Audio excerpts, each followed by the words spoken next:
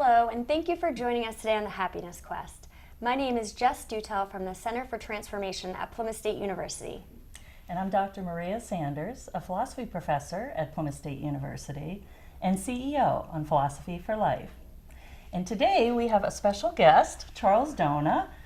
Charles grew up in Connecticut, received a degree in physical education from George Mason University in Virginia, and I believe that was in 1996. That's correct. And then from there moved to New Hampshire around 2000, where he fell in love with the White Mountains. That resonates with me as well, moving up here. He currently works for Megaprint in Holderness, and he's a member of the Pemigewasset Search and Rescue Team. They rescue wounded hikers. And he was the former ride chairman for a cycling club in Littleton, but currently rides with riders out of Rhino Bike Shop right here in Plymouth. Well, welcome to the show, Charles. Well, thank you very much. We're so glad you're here today. Yeah.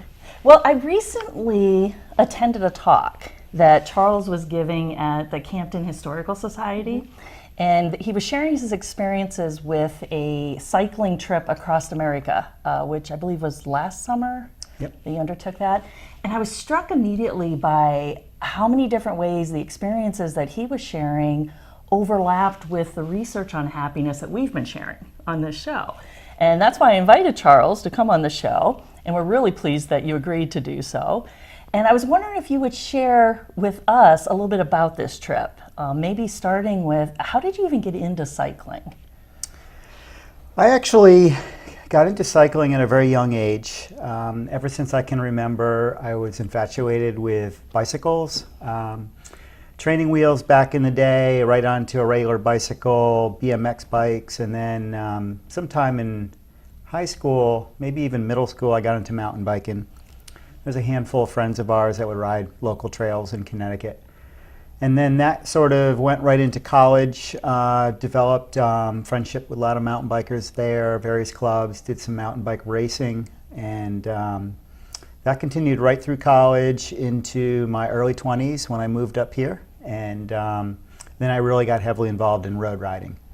And I sort of put mountain biking to the side for a bit because I kept getting injured and or breaking a bicycle. So I said, maybe road biking's for me. So road riding took off early 2000 when I was up in the Littleton area. And now it's like a passion of mine. And just recently got back into mountain biking last year. So what's the difference between, I mean, obviously there's the ones in the mountains, Road more bikes, off-road mountain bikes, versus on-road, but are there other differences between mountain biking versus, say, road cycling? There's a lot of differences. Obviously the equipment, much different. The way you ride, mountain biking is more technical riding over roots and rocks where you need those technical skills. Road riding is more about more or less horsepower, raw horsepower, how much pressure you can apply to your pedals. Both require different sets of skills, and honestly, the whole lifestyle between road riding and mountain biking is much different too. I find that the type A folks tend to do more road riding, whereas the type B, C, D, all the way down to Y tend to do more of the mountain biking. So there's that different type of atmosphere amongst the riders. What struck me when we first met and we were talking about the difference between mountain biking and road biking is the way that you're connecting with your teammates or those that you're riding with in the group. And how you said that mountain biking was, you know, you have your group and your friends around you, but it's really more of an independent thing, whereas you can really work as a team on the road. Absolutely. Road riding, more of a community, if you will. There's lots of trust going on.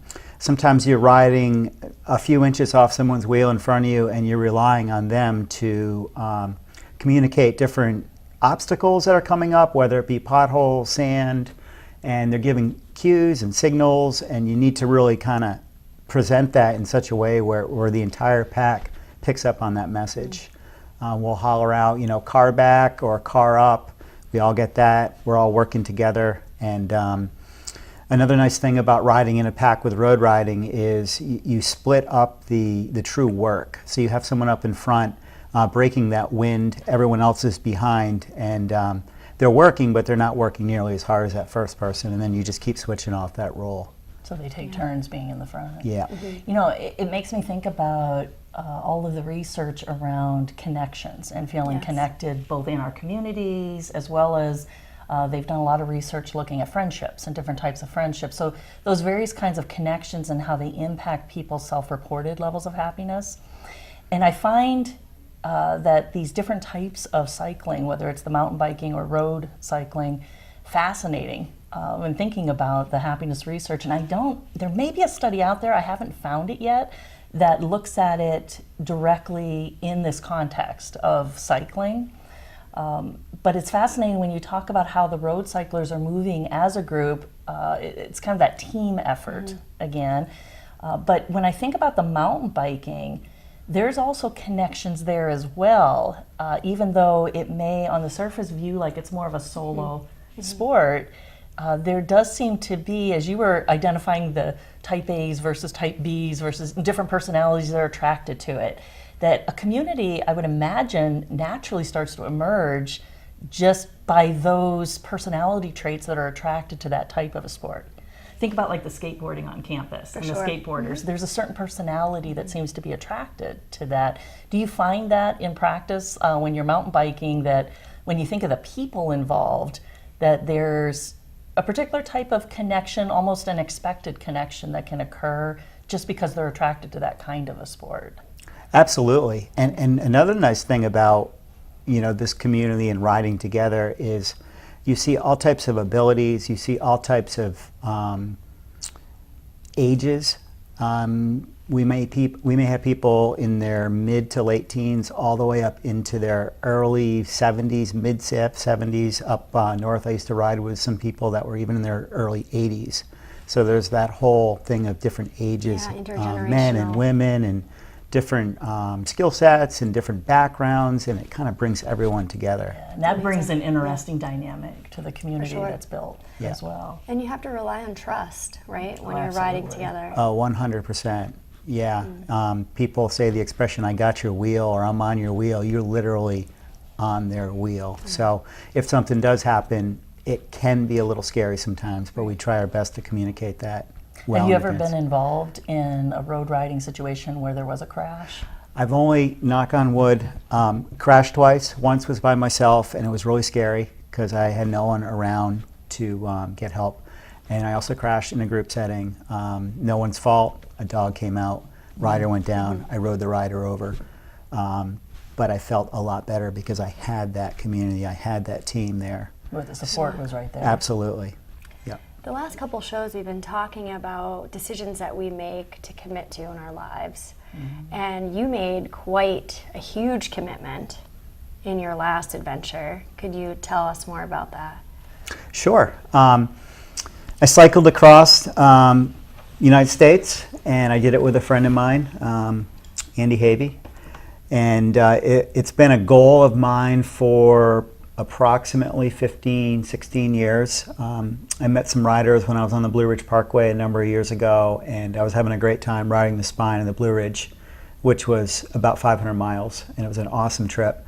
And I ran into a couple who had just come across the entire country, and they said, if you think this is cool, you should try a real long tour. So that was kind of the spark.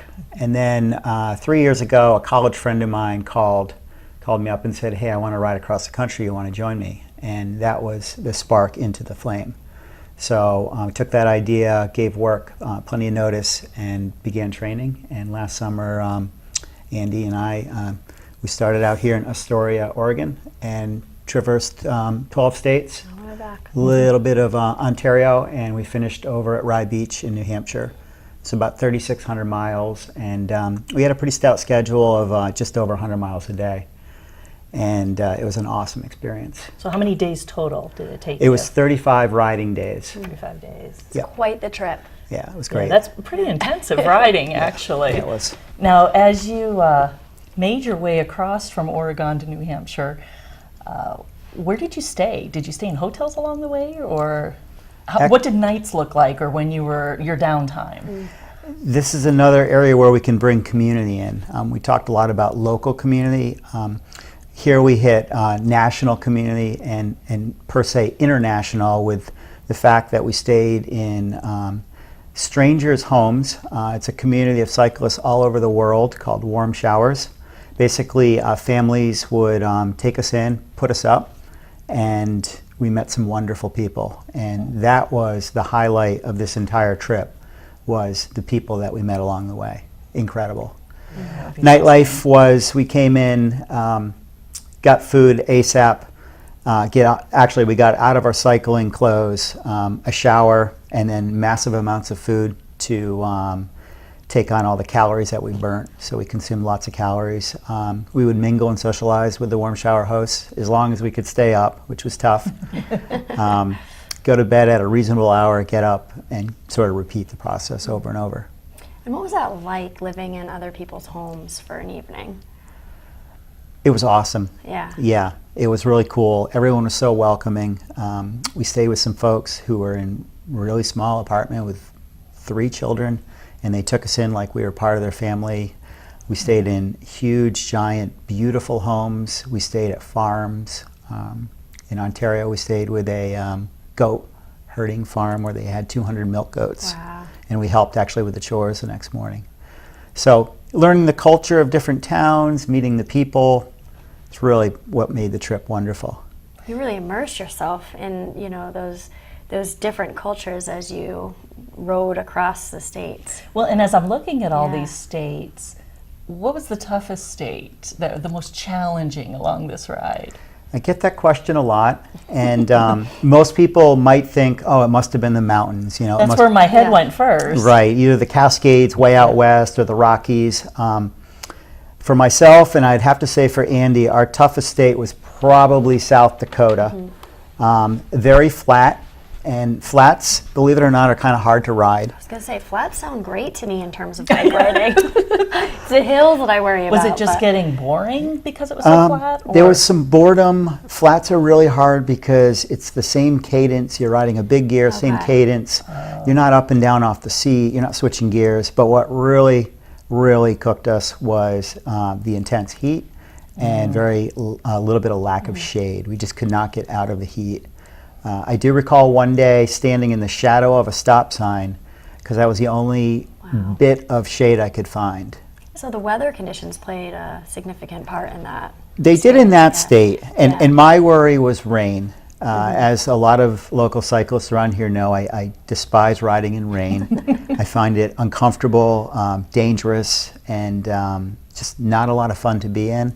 And I would say over this entire 3,600-mile jaunt, we had maybe 2 hours of combined rain Oh, wow. In 35 days? in 35 days. Fortunate. That was fortunate. Yeah. Well, and when I think again about the research on weather and climate, when it's related to happiness, what we find is if people are already feeling happy, the change in weather, whether it's raining or cold or windy, again, it varies depending upon what our individual preferences are. Do we like the heat? Do we like it cooler? I like the shade. So whatever we view as like negative weather, because I like it hot. I know we've talked about this multiple You're a beach times. person. I'm a beach person. I'm a mountains person. You're a mountain person. I'm an indoor person. So if it's suddenly hot for the mountain person or cold for the beach person, so whatever we classify as our negative weather, if we're already feeling happy, it doesn't seem to impact the individual.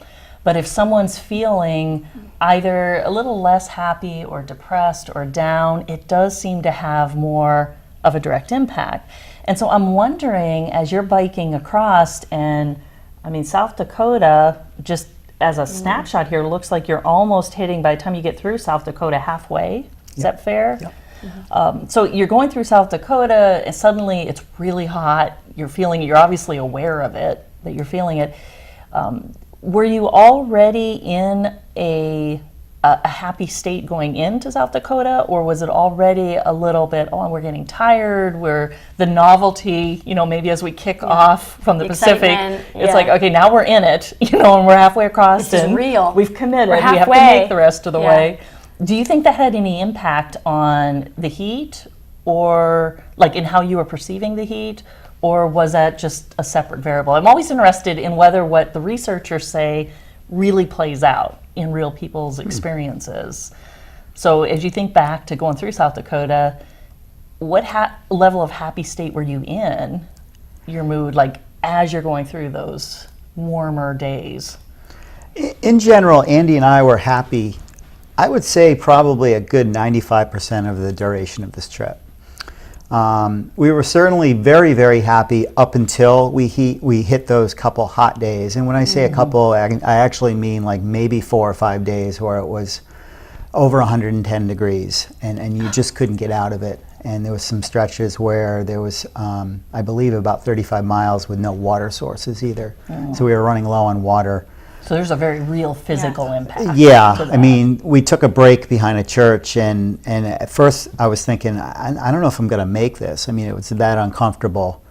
Once we found water, we basically just covered our entire bodies with cold water, and then all of a sudden, somehow we found that happiness. It came back pretty quickly. But we didn't let that bother us too much. So that speaks towards resilience. Yes, which we've absolutely. also discussed multiple times. And also, it's fascinating that you worked as a team. Did you find when one of you was, engaging in a challenge, the other would lift, that person up? Did you have that dynamic between you? What was your relationship like on the road? It was interesting because Andy and I really didn't know each other that well before starting. However, that small boundary that we had got dropped rather quickly. In fact, probably the first night we were pretty much friends, pretty tight friends. I imagine a Happens trip like quickly. this, Yeah. you're going to get to know each other You're in very tight quickly. quarters, Yeah. and but we did work with each other really well. There was some times where we had some headwinds, and we were doing that pace lining where one person would be up in front, sharing that, breaking that wind, so the other person could get a break. And we did kind of pick each other's spirits up, Yeah. for sure. This was a trip that I had no interest in doing solo. It was either going to be I need to find someone to do it with, or I wasn't going to do it. And the gentleman whose idea it was, a college friend, ended up bailing before he started. He had some other complications, so I was glad that Andy was able to join. Now that you have completed it, how do you feel about that? Would you still prefer to do something like this as a team? Absolutely. Yeah. In fact, the next tour will be probably longer and maybe involve other countries, and I think it'd be really great to do it with a small group, Yeah. maybe like 3 or 4 people. Well, it seems to be a safety element as well, Absolutely. that in Yeah. case anything does happen to go wrong, because Yeah. even weather-wise, that was really fortunate to Yeah. have so few negative weather Yeah. days. Yeah. And what was the navigation like? I'm looking at this map and it looks pretty straightforward, but I'm sure, the route wasn't as simple as it looks like at No. this vantage point. No, not at all. And Andy's main role, he took on navigation. He had a smart device and he was using Google Maps. But I'll tell you what helped a lot was the folks that we stayed at Warm Showers, we would pick their brains and say, we're thinking about doing this route. And they would say, oh, that's a great route, I suggest that. Or you may want to try this route because it's going to avoid traffic. It's more scenic. Maybe it's a little longer, but it's worth it. That's so helpful. So that local knowledge is very helpful, for sure. Well, and when I think about backing up to the planning stage of this, we had done a previous show on the impact that vacations have on happiness. And as we were preparing for that show, I was very surprised to find in the research that the largest spike in happiness actually comes in the planning stage, not the actual vacation. The anticipation of Right, the planning, the Yes. getting ready, the thinking about it, the anticipatory. That's how I'm feeling right now about impact. Canada. Yeah. I'm headed to Canada in a couple And weeks. again, so many unexpected things can happen during your vacation, just like an endeavor like this. So people might end up happy at the end of it, they might not, but we find for the most part people are happy planning, whether it's a vacation, whether it's this kind of because this is an event of a sort that you've put together. What went into planning for this trip? I know you had mentioned earlier that it sounded like there were 3 years in there from the time you said, hey, I want to do this trip, to actually putting rubber to pavement. What did that look like as you got ready for the trip? And is there anything you would do differently now? Good questions. I prepared and planned quite a bit. So we left last June, right after Andy got out of school. He finished on a Friday and we flew out the next morning. So it was very quick on his part. I started planning and training the previous November. I actually used a personal trainer to get certain muscle groups strong. Because we were starting with such a stout schedule, I believe our first day was over 120 miles. We didn't really have time to get in shape You're on the diving trip. right into it. So Incredible. I kind of felt like I want to get in shape before this because I don't want to be, suffering the whole time. So the personal training lasted 2 months, a couple days a week, and I also did some workouts on my own, resistance training, preparing the core, my lower back, and my glutes. I actually found my glutes were pretty weak. And then the normal stuff that I do, yoga and trail running. And the cycling actually began a lot earlier than normal because of our winters, but I was out on the road in mid to late February riding. And I also did spin classes at the Fitness Edge in Meredith, basically all of November, December, January, February, March, and a little bit of April. So that's the physical planning. And all the logistics, that I've been thinking about that for about 2 years of how we're going to pull this off. And that sort of evolved as we went. But we had a good framework of a plan. Did we follow it to a T? No. And I think that's what's important to do something like this, is to have an idea of what you're going to do, but then to be flexible because things come up, things change, and you just need to be able to kind of roll with it. And we've talked about research related to that as well. Yeah. Right. Well, and it seemed invaluable to have the local knowledge of which route, not just on paper what we're researching, but in reality, this route's going to work a little bit better. Yeah. And some of that's even just what time of the year you're going. Oh, right. That one route may be better than another. Yep. Right. When we were talking specifically about goal setting, that was the one thing we said, to have a plan, but to not be so rigid in your anticipation of execution, right? That if things go a little off course, it's okay, because point A to point B is not always a linear, and clearly, literally not in this adventure, but to be flexible and open-minded, even though you have your general framework for your plan. So. And that's a good lesson just in life in general. Oh, absolutely. Because the more we try to control all those tracks we're on, the more we tend to spike lower in our levels of happiness than if we're flexible with what more life's likely throwing to at us. end up disappointed. Yeah. In fact, the philosophers that come to mind are the Stoics, who really did believe that we can't control what's happening to us, but we are entirely in control of how we react to that. Right. And so that's where if we put our focus, we can control more of our levels of happiness as well. So as you think about the trip now that you've completed it, and we've talked about how happy you were feeling, you said 95% of the time you're feeling pretty happy. I imagine when you saw that sign at New Hampshire, the border sign, that had to be a spike in happiness right towards the end. How were you feeling then, towards the very end? Boy, the real happiness began, I would say, when we got into Vermont. We did cheat a little. We took a ferry boat over Lake Champlain, and right on the other side you hit Vermont. And I remember seeing that sign and just being ecstatic inside. And then another high point happiness was we took one of the Route 25s. I can't keep them all straight because there's so many of them. And we went through Wentworth and we saw a sign for Plymouth, 16 miles. And I remember getting full body goosebumps when I saw that, thinking, wow, we put our back wheel in the Pacific Ocean. I just got the goosebumps listening to this. It's like I'm reliving something that I never here we lived are. before. We're going to be in the Atlantic the next day, and it's a wild concept. It really is. Well, and it's interesting when you make the comment you're reliving something that you never even experienced. We've talked extensively on the show about memory and how really none of our memories are accurate. We either embellish them in a positive way or in a negative way, but they're constantly changing. And I would be interested in talking with you a year from now and see how those memories of the trip, because what we tend to do is if overall, as I'm hearing you classify it, it seems like a positive experience that both you and Andy had. I would imagine a year from now, a lot of the stories are even going to sound more positive. Maybe in terms of South Dakota. Right. That might have been our favorite, in a couple of years, that might be our favorite state. Yeah. Somehow I doubt that. But. We'll keep an open mind.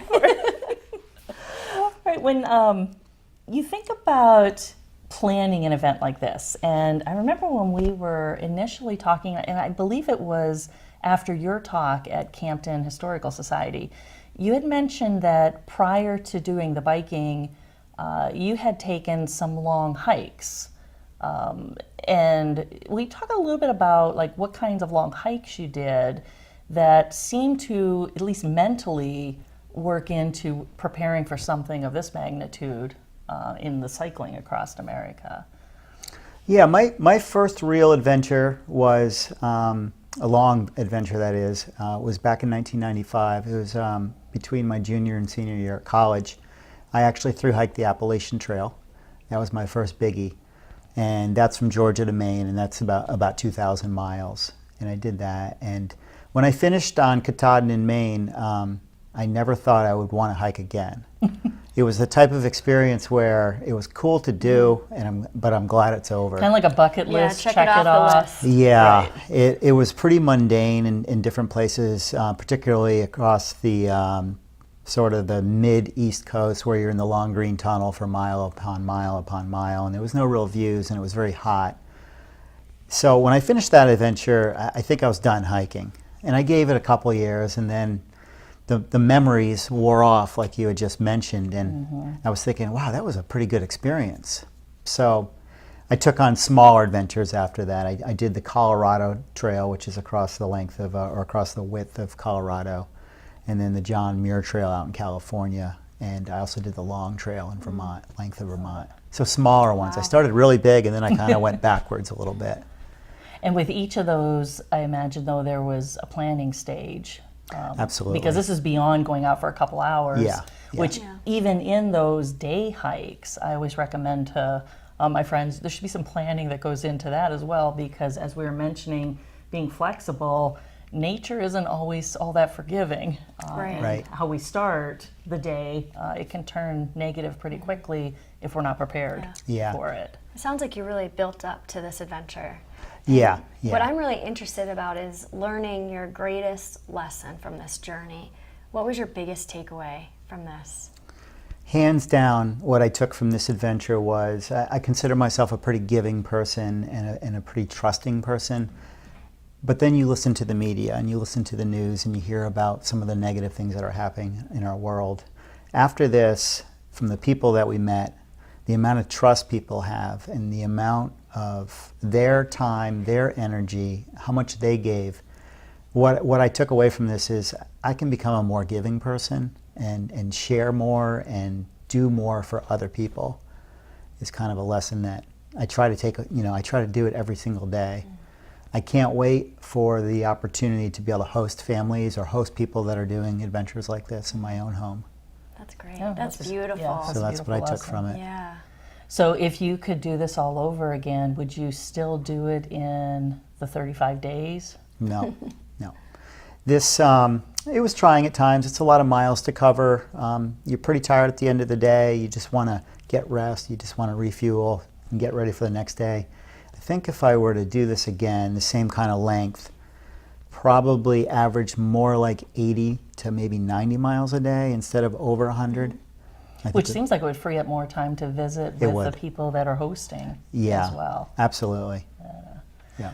Well, thank you again so much for sharing your story. I think one of the main takeaways from today's program for those that are listening is to think about what adventures you could build for yourself. As we've discussed previously on the show, our point in life, the younger ages, quite often we look for those bucket list items in our 20s and our 30s. As we get into our 40s and 50s, 60s, that the bucket list items can still have a spike in happiness, but they seem less necessary. So the shorter trips, the shorter experiences, and it could actually just be something that's a day or an hour or two, but it's the people that we invite along, the time with friends, the time with family, but actually making an intentional and meaningful effort of planning those times. The reward in the memories that we then have for the rest of our life is insurmountable. So thank you all for joining us, and thanks again, Charles. For Oh, you're sharing. very Charles. welcome. It was It's my a pleasure. pleasure.